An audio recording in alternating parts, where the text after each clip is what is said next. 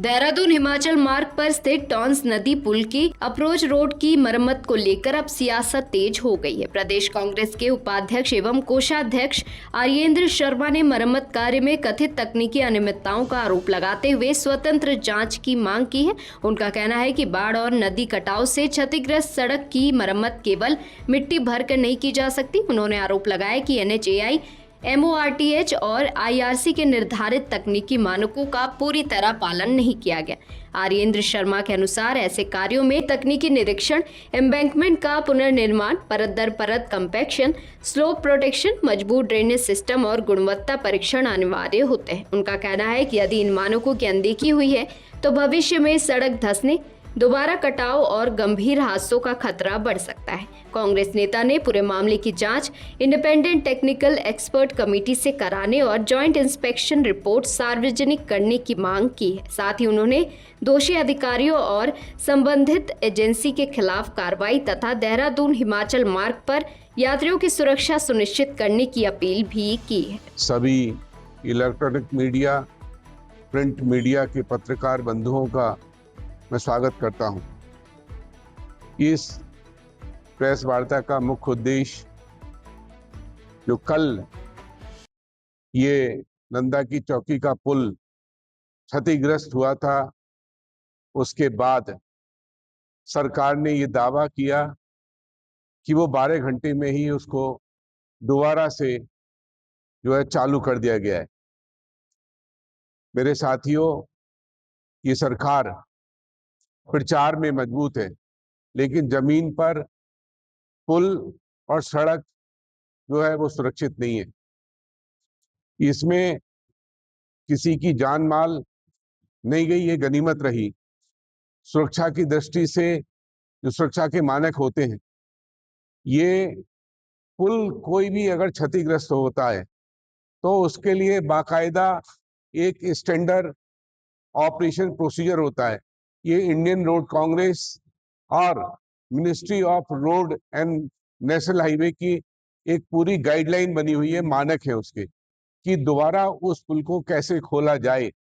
जो गड्ढा हुआ था वहां क्या वीडियोग्राफी की गई, क्या वहां की मैपिंग की गई, क्या उसकी फोटोग्राफी की गई, उसकी सॉइल जो मलबा निकला उसके लिए अलग से सुरक्षित किया गया।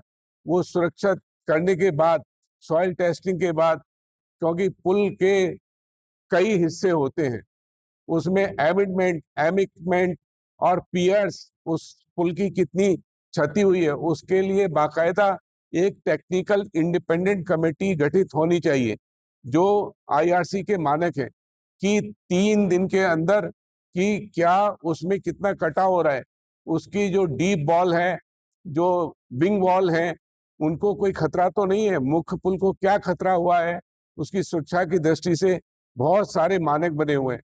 वो स्टेप बाय स्टेप पूरा प्रोसीजर जो है वो गाइडलाइन है, लेकिन उन मानकों का कोई ध्यान नहीं रखा गया।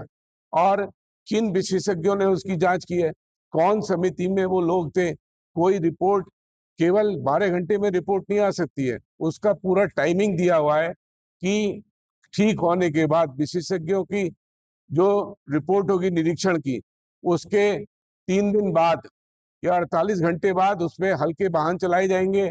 फिर उसकी जो है 48 घंटे के बाद कॉमर्शियल वाहन का एक वो किया जाएगा।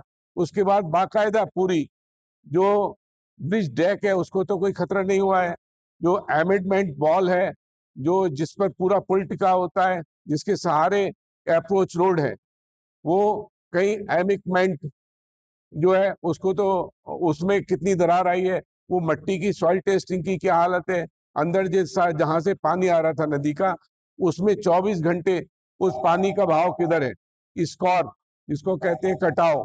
तो अनेक ऐसे जो है टेक्निकल चीजें हैं जिन मानकों का और जो इन लोगों ने जो है वो नहीं पूरा किया गया है। इस ब्रिज के उसमें आनंद फानंद में अपने प्रचार प्रसार के लिए इस सरकार ने केवल जनता की आंखों में धूल झोंकी है। इसमें बहुत बड़ा भ्रष्टाचार हुआ है।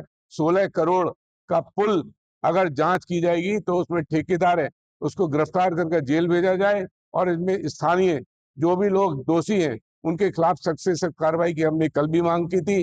और इंजीनियर्स कौन है कि उन्होंने जो है ये दूसरी बरसात आने से पहले ही आनन फानन में ही जो जो पियर्स होते हैं उनकी क्या हालत है, कोई टेक्निकल रिपोर्ट जो है उन्होंने अभी तक नहीं दिखाई है। तो मैं आपके माध्यम से कहना चाहता हूं कि सुरक्षा के मानकों में जो है बहुत ढिलाई बरती गई है और इसकी जो है उच्च स्तरीय जांच की जाए और जो सुरक्षा के मानक है बिना टेस्टिंग के ये पुल दोबारा ओपन करना बहुत ही गलत है।